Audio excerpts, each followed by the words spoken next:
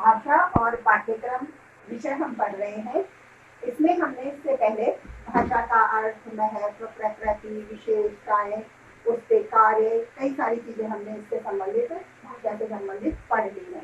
अब हम भाषा की पृष्ठभूमि के बारे में पढ़ेंगे। हालांकि जैसे हमने महत्व, कार्य, प्रकृति, विशेषताएं पढ़ी है, लगभग उन्हीं से संबंधित इसकी पृष्ठभूमि भी है।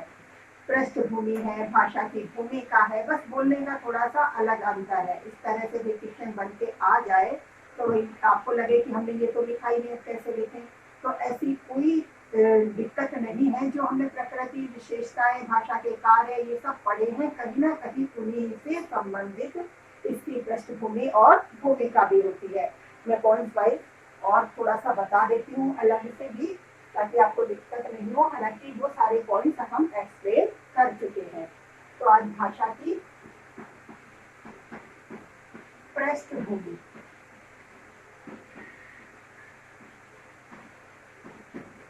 इसके बारे में पढ़ लेंगे।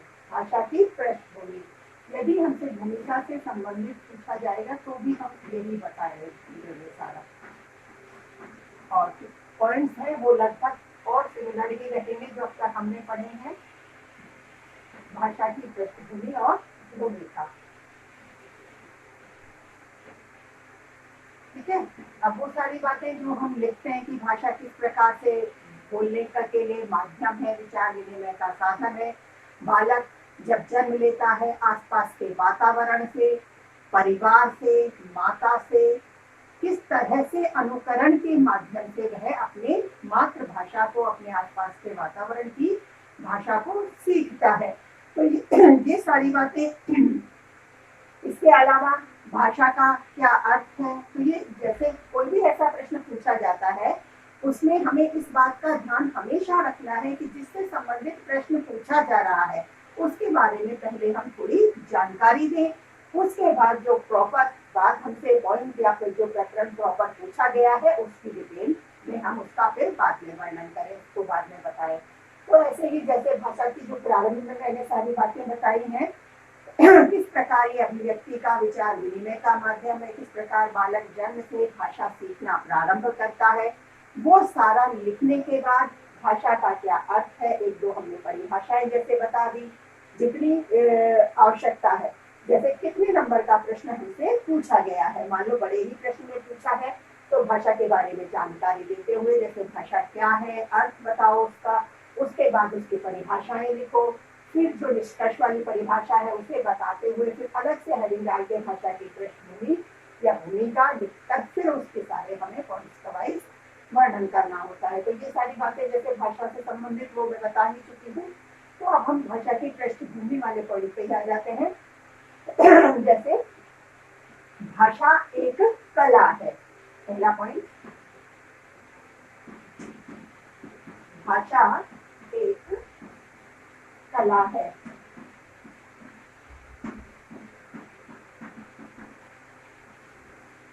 कला से आर्ट से है, यानी कला क्यों कह सकते हैं हम भाषा को। कई बोर्ड्स ने भी अपने जो ग्रंथ प्रकाशित किए हैं उसमें भाषा को कला ही कहकर बताया है, उसको कला बताया है।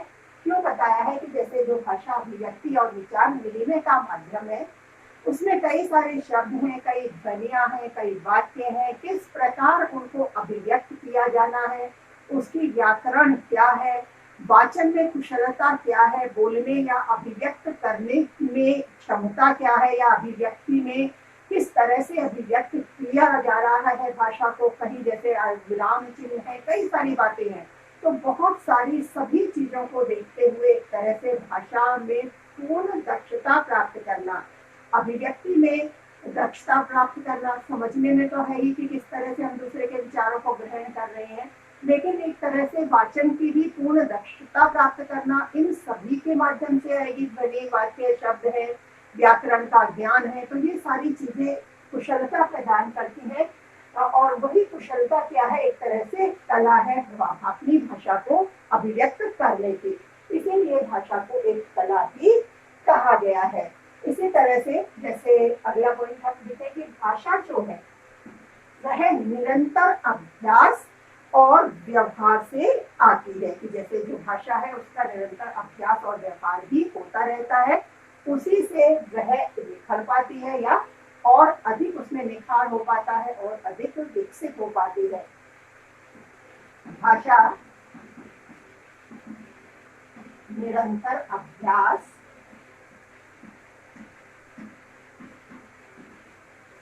व व्यवहार से आती है।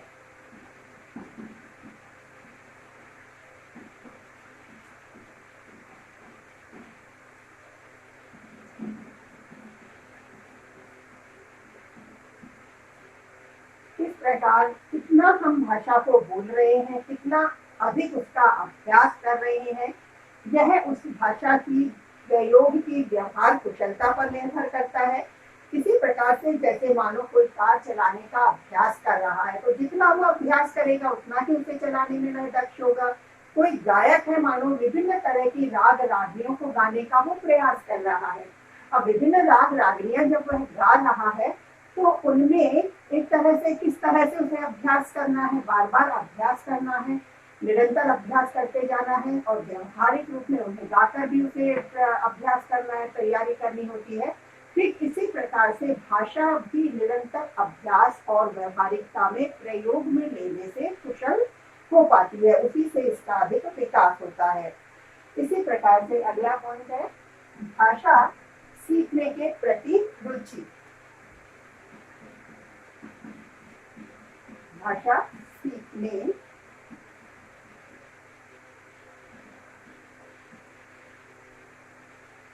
के प्रति रुचि। जैसे भाषा है उसको सीखने में हमारी रुचि कितनी है, तो रुचि तो सबसे पहले है। जब तक हमारा इंटरेस्ट किसी कार्य को करने में नहीं होता है, बिना मन से यदि हम किसी कार्य को करते हैं, तो निश्चित रूप से उसमें सफलता नहीं मिल पाती है। निश्चित रूप से हम यदि कर भी लेते हैं उसे पूरा, तो वो प्रॉपर ठीक प्रकार से पूरा नहीं होता। इसी प्रकार से यदि हम किसी भाषा को सीखने के प्रति यदि प्रोत्साहित नहीं है, एक वो अलग बात है कि जो भाषा हमें परिवार से, वातावरण से स्वतः स्वाभाविक रूप में हमें प्राप्त हुई है, उसे हम सीख गए हैं, लेकिन उसमें भी यदि हमें और कुशलता अर्जित करनी है और दक्षता प्राप्त करनी है, तो उससे संबंधित जो ज्ञान है वो हमें प्राप्त करना ही होगा। तो इसलिए हमें एक तरीके से उसमें सीखने के प्रति अपनी रुचि को विकसित करना होता है। तो सीखने की कितनी हमारी अभिरुचि है वो आवश्यक है, और शिक्षक के लिए आवश्यक हो जाता है कि जैसे भाषा को सीखने के लिए बालक अपनी रुचि उसमें दिखाए, प्रोत्साहित हो, तो इस प्रकार का प्रेरणास्पद वातावरण शिक्षक को तैयार करना चाहिए। उस प्रेरणास्पद वातावरण में उस भाषा को, जिस भाषा को सीखना चाह रहे हैं या सिखाना चाह रहे हैं अध्यापक, उसके प्रति उनकी रुचि विकसित होगी और वो ठीक प्रकार से, हरी प्रकार से उसमें अपना ज्ञान प्राप्त कर सकेंगे। इसी प्रकार से भाषा कौशलों में दक्ष बनाना। भाषा कौशलों में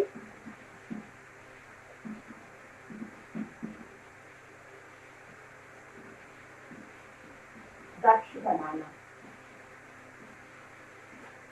जैसे भाषा की कौशल भी हैं, मैं इसमें भी पढ़ाऊंगी तुम्हें। भाषा के जो कौशल अलग अलग हैं, जैसे सुनना है, समझना है, बोलना है, लिखना है, क्योंकि भाषा है वो अलग अलग कौशलों से होकर पूर्णता को प्राप्त होती है।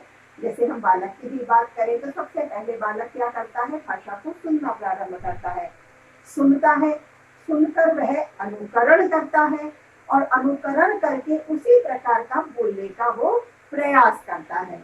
तो सबसे पहले उसने सुनना प्रारंभ किया, फिर वह बोलने का प्रयास करता है, उसके बाद वह कुछ उसमें समझता है, बोलने के बाद ही वह समझना चाहेगा या समझ पाएगा, और जब कुछ समझेगा उसके बाद ही वह कुछ ना कुछ लिख सकेगा, व्यक्त कर सकेगा, लिखकर अपनी बातों को। तो एक तरह से सुनना, बोलना, फिर उसको पढ़ना और फिर बाद में लिखना, तो इस तरह के ये भाषा के कौशल होते हैं। तो ये कौशल और विस्तृत रूप से अलग से है आपके पाठ्यक्रम में, तो वहाँ अलग और पढ़िए। यहाँ हम इतना पढ़ लेते हैं पृष्ठभूमि में कि जो भाषा का कार्य है वह उसके कौशलों में दक्ष बनाना भी होता है। समस्त प्रकार के कौशल की, जैसे बालक सुनने में कोई त्रुटि ना करे, इस तरह का अभ्यास करवाने के लिए श्रुति लेख जो आपने सुना होगा, पहले लिखा भी होगा, अब से छोटी पहले की जो छोटी क्लासें रही होंगी उसमें सुलेख भी हुआ करता था, श्रुति लेख भी हुआ करता था, अनुलेख भी हुआ करता था। तो इन सभी का उद्देश्य ये नहीं है कि हाँ बालक को किसी काम में लगाए रखना है, इनसे भाषा की इस प्रकार की कुशलता उनमें आ जाए, इस प्रकार की कुशलता उनमें विकसित हो, इसलिए इस तरह के भाषा के कौशलों में वो दक्ष हो जाए उसका प्रयास किया जाता है। तो इस तरह से भाषा कौशलों में दक्ष बनाने का कार्य भी भाषा से के माध्यम से होता है, जो हम भाषा की पृष्ठभूमि में रखते हैं। तो इसी प्रकार से अगला पॉइंट है, भाषा अर्जित संपत्ति है, जो हम पहले भी पढ़ चुके हैं। जैसे भाषा की जहाँ हमने प्रकृति और विशेषताएं पढ़ी थी, वहां भाषा की अर्जित संपत्ति के बारे में भी पढ़ा था। भाषा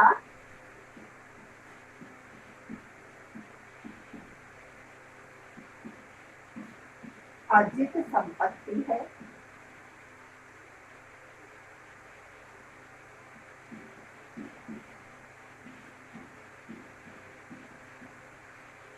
एक तरह से और भी बता सकते हैं पैतृक संपत्ति नहीं है इस तरह से। तो ये मैंने पहले भी एक्सप्लेन कर दिया था किस प्रकार से, आज भी बता रही हूँ, जैसे कि वातावरण से, आसपास के वातावरण से, माता से किस प्रकार से वह भाषा का अर्जन करता है। भाषा का अर्जन वातावरण और परिवार पर डिपेंड करता है, उन्हीं पर निर्भर करता है। यदि बालक को कहीं और माता पिता से अलग उसका लालन पालन किया जाएगा तो वह माता की भाषा न सीखकर जहाँ उसका लालन पालन या पालन पोषण किया जा रहा है वहीं की भाषा को वो सीखेगा। तो इसीलिए इसको पैतृक संपत्ति नहीं कहकर अर्जित संपत्ति बताया जाता है कि किस प्रकार भाषा का अर्जन किया जाता है। इसी तरह से भाषा अनुकरण से प्राप्त होती है। जैसे अब तक हम जो बात करते आ रहे हैं कि अनुकरण द्वारा सीखता है, तो इसीलिए हम बता रहे हैं कि भाषा है वह अनुकरणीय होती है। अनुकरणीय होती है।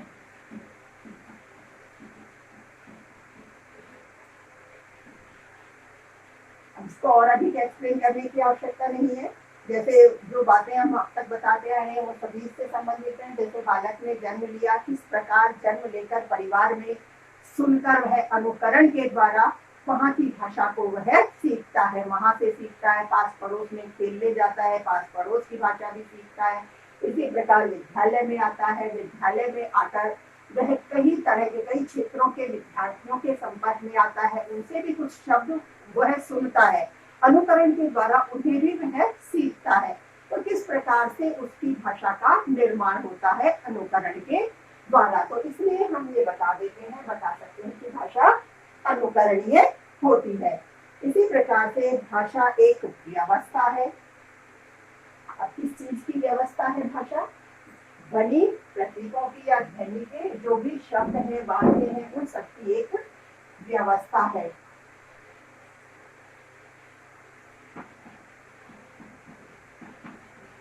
भाषा एक व्यवस्था है।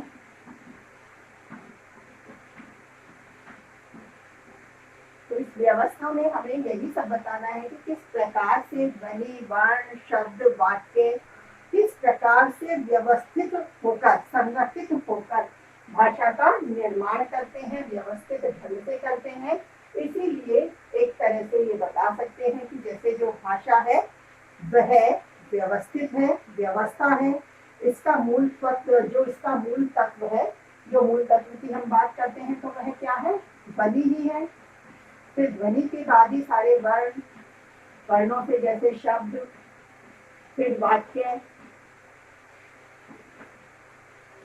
फिर और अधिक वाक्य, पैराग्राफ, इस तरह से संपूर्ण भाषा का निर्माण होता है। तो एक तरह से कह सकते हैं कि इस प्रकार से भाषा क्या है? एक व्यवस्था है।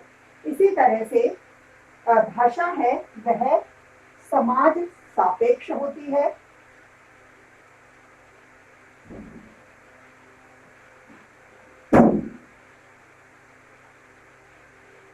भाषा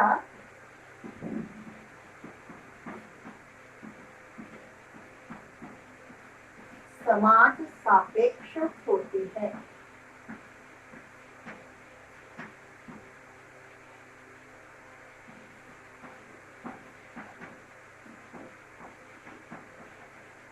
देखिए, जैसे पहले भी इस बारे में हम बात कर चुके हैं कि भाषा है वह समाज सापेक्ष है, क्योंकि समाज के वातावरण में रहकर ही बालक उस वातावरण की, वहाँ की जो भाषा है उससे वह सीखता है, क्योंकि मनुष्य सामाजिक प्राणी है और समाज में रहकर ही वह भाषा का अर्जन करता है।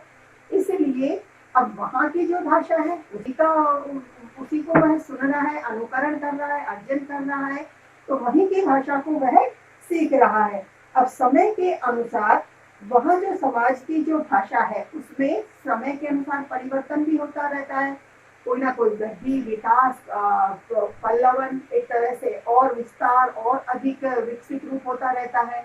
तो उसी क्रम में उसकी भाषा का भी वही विकास होता रहता है। तो समाज में रहकर बालक भाषा के और विकसित स्वरूप को भी सीखता रहता है। इसीलिए कह सकते हैं कि भाषा है वह समाज सापेक्ष भी होती है। इसी तरह से जैसे कहें हम कि जो भाषा है वह सतत परिवर्तनशील होती है। भाषा सतत परिवर्तनशील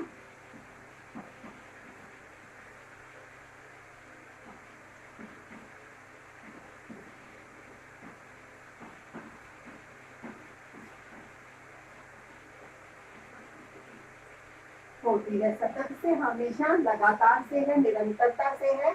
और जैसे मैंने अभी समाज में बताया कई तरह के परिवर्तन होते रहते हैं, तो उन्हीं परिवर्तनों के आधार पर भाषा में भी परिवर्तन होते रहते हैं समाज की आवश्यकताओं के अनुसार। व्यक्ति की रुचि, आवश्यकता, क्षमता, ऐसे ही समाज की भी अपनी अपेक्षाएं और आवश्यकताएं होती हैं और उसी के आधार पर भाषा का विकास निरंतर होता रहता है। और उसी क्रम में भाषा भी अपना स्वरूप बदलती रहती है। इसीलिए हम ये कहते हैं कि जो भाषा है उसमें भी स्वाभाविक परिवर्तन होते रहते हैं, सतत रूप से, निरंतर रूप से वह परिवर्तित होती रहती है।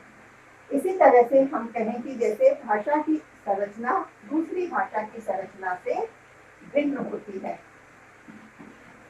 भाषा की संरचना या कहें एक भाषा की संरचना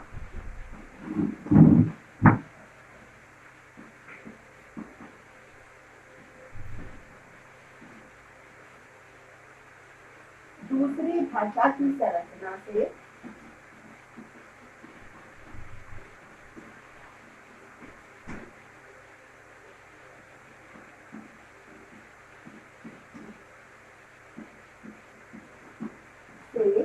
भिन्न होती है।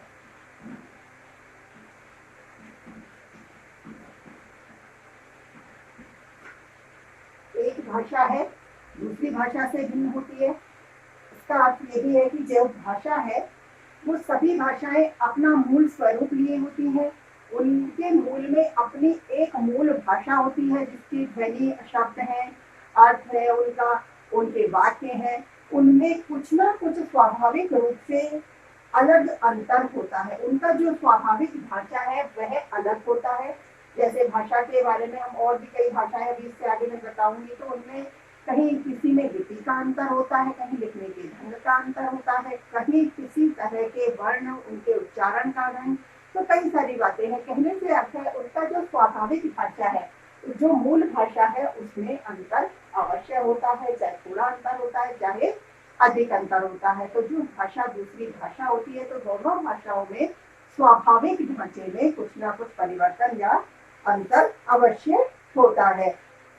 अब ऐसे ही जैसे हम कहें भाषा के अनेक स्वरूप होते हैं,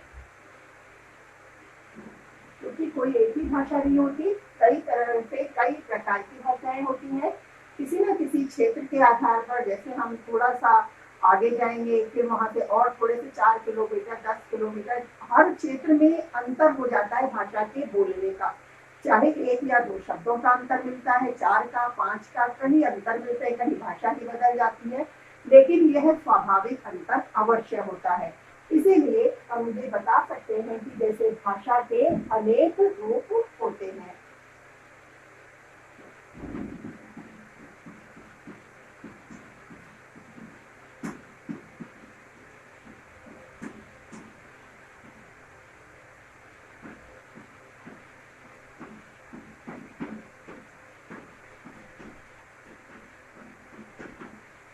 भाषा के अनेक रूप होते हैं। कई भाषाओं का नाम आपने सुना होगा, बहुत सारी भाषाएं होती हैं, कई सारे रूप होते हैं उनके।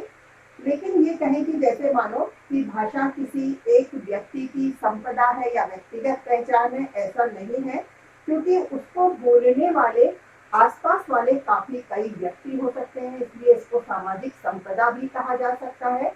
क्योंकि उस समाज के जितने भी व्यक्ति हैं जहाँ रह रहे हैं, तो सभी लोग उस भाषा को बोलने में सक्षम होंगे। ये अलग बात है कि कहीं से अलग समाज की भाषा को हमने सीखा है, अर्जित किया है कहीं विशेष प्रयासों के द्वारा, तो जिस समाज में रह रहे हैं वहाँ के व्यक्तियों ने उस तरह का प्रयास नहीं किया है, तो वो भाषा हमारी अलग हो सकती है। हालांकि जो भाषा जिस समाज में रहकर हम सीख रहे हैं, वहाँ में व्यक्तिगत संपदा नहीं होकर सामाजिक संपदा ही होती है। इस तरह से हम बता सकते हैं कि भाषा के कई रूप होते हैं, अनेक रूप होते हैं भाषा के। अब इस अनेक रूपों में जैसे हम बात करें तो एक अलग पॉइंट और आपके सिलेबस में आता है भाषा का क्षेत्र। जैसे ये तो सारी आपकी भाषा की पृष्ठभूमि हो गई, तो अनेक रूप में ही भाषा का क्षेत्र भी समाहित है, तो उसको अलग से बना देती हूँ मैं। ये भाषा की पृष्ठभूमि और भूमिका, यहाँ तक आपका पूरा हो गया, ये कंप्लीट हो गया है। इसके बाद है भाषा का क्षेत्र, इसमें अनेक रूप हैं भाषा के, वो भी बता दिए जाएंगे। तो थोड़ा सा उसके बारे में मैं बता देती हूँ। इस तरह से भाषाएं अनेक हैं और अलग अलग क्षेत्र के अनुसार बदलती भी रहती हैं।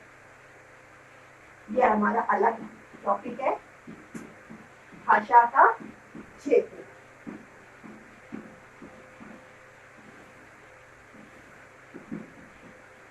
ठीक है, अब इसमें भी जैसे यदि हमें ये टॉपिक शुरू करना है और ये लिखना है, जैसे जो मैंने प्रारंभ में बातें बताई थी कि हमें ये लिखना होता है, प्रश्न भाषा का क्षेत्र का आ रहा है, तो भी हमें भाषा के बारे में पूरी जानकारी देनी होती है। जैसे मैंने प्रारंभ में शुरू में ही बताया है कि भाषा क्या है, अर्थ है उसका, फिर उसकी परिभाषाएं हैं, ये हमें प्रश्न के अंकों के आधार पर उतना ही उसमें लिखना होता है। अब यहाँ जैसे हम एक आखिरी पॉइंट में बात कर रहे थे भाषा के अनेक रूपों की, तो वो सारे रूप इसमें भाषा के क्षेत्र में आ जाते हैं। अब जो भाषा का क्षेत्र है, जो हमारा भारत है, जैसा कि आप अब तक पढ़ते आए हो, सामाजिक में भी पढ़ते हो, भाषाई विविधता में एकता की बहुत सारी भाषाएं हैं, विविध भाषाएं हैं हमारे देश में, अनेक राज्य हैं, सभी राज्यों में अलग अलग तरह की भाषा बोली जाती है। फिर राज्यों में भी क्षेत्र अलग अलग है, तो वहां भी भाषाओं में अंतर मिलेगा। इस तरह से जो प्रारंभिक जनगणना थी उस समय भी कम से कम 1652 तरह की भाषाओं को पंजीकृत किया गया था। लेकिन अब इतनी सारी भाषाओं को मान्यता नहीं दी जा सकती, कई सारी भाषाएं, और ये तो केवल गिनी थी, बाकी तो जाने नए गिनी जाने वाली कितनी भाषाएं रही होंगी, क्योंकि मात्र भाषाओं की संख्या बहुत होती है। क्षेत्र के अनुसार, जैसे मैं पहले भी बोल चुकी हूँ, थोड़े थोड़े क्षेत्र के अनुसार कुछ बोलियां हैं, कुछ बोलियों से कुछ विकसित भी हो जाती हैं, और अधिक लोगों द्वारा, जैसे बोलने वालों की संख्या कम से कम 4 से 5 लाख तक होती ही है, तो इस तरह की भाषाओं की संख्या काफी होती है। जो हमारा भारतीय संविधान है, तो इस संविधान में जो भाषा को नाम दिया गया है, भाषा की संख्या दी गई है, वो हमारे वर्तमान समय में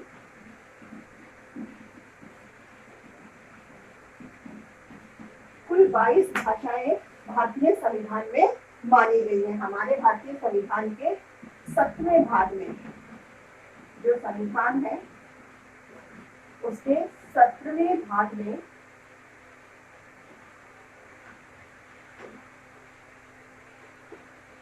अनुच्छेद 343 से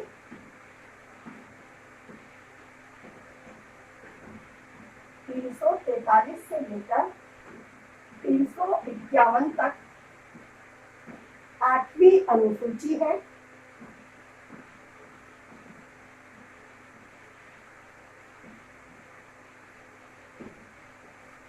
इसमें भाषाओं को बताया गया है, माना गया है, संविधान द्वारा निर्धारित किया गया है कि ये 22 भाषाएं हैं जो संविधान में मानी गई हैं।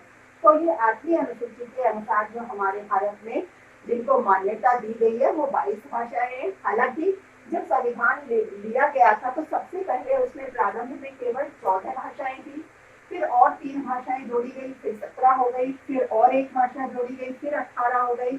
इस तरह से फिर और 3 भाषा जोड़ी गई, फिर वो और 4 भाषाएं जोड़ी गई, फिर उसके बाद वो 22 भाषा। इस तरह से कुल मिलाकर अब 22 भाषाएं हैं जो वर्तमान में संविधान में मानी गई हैं। इस तरह से अब जो भाषाओं का क्षेत्र है तो लगभग उन सभी भाषाओं को पढ़ने का चित्र हो जाता है।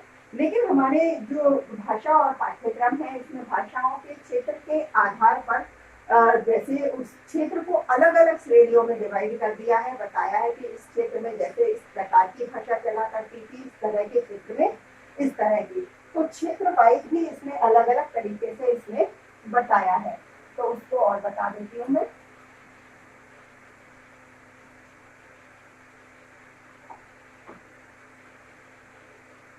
जैसे 3 श्रेणियां, 3 क्षेत्र हैं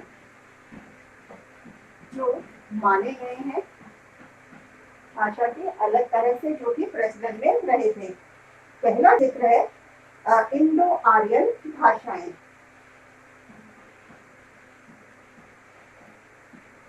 इंडो आर्यन भाषाएं। फिर एक दूसरा क्षेत्र भी है द्रविड़ियन भाषाएं, और तीसरा है ऑस्ट्रिक भाषाएं या कहें द्रविड़ भाषाएं। द्रविड़ भाषाएं और ऑस्ट्रिक भाषाएं।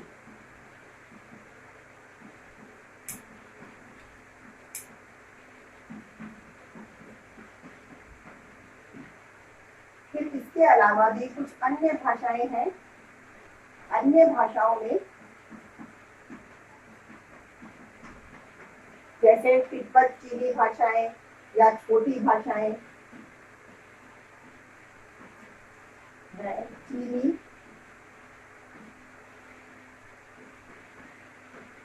भाषा या छोटी भाषा, इसी में और है।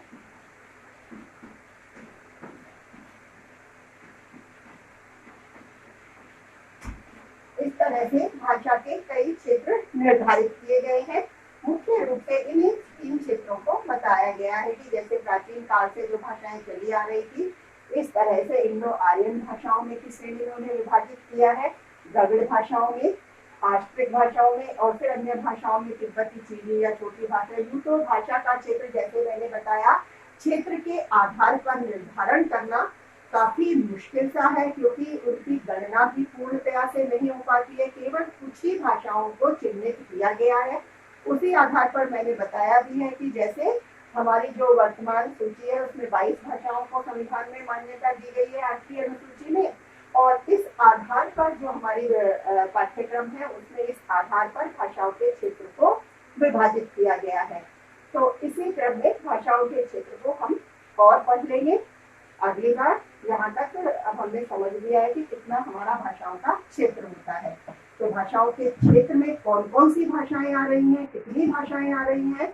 जैसे इंडो आर्यन भाषाओं में 12 भाषाओं को सम्मिलित किया गया है। इसमें कितनी भाषाओं को सम्मिलित किया गया है, इसमें जो ये भाषाएं हैं 12 हैं तो वो कौन कौन सी हैं। द्रविड़ भाषा है तो इसमें कौन कौन सी भाषाएं हैं। ऐसे ही ऑस्ट्रिक भाषा है उसमें कौन कौन सी भाषाएं हैं। इसी तरह से इनमें जो भाषाएं हैं प्रत्येक भाषा के बारे में हम और पढ़ेंगे, आगे पढ़ेंगे। ठीक है।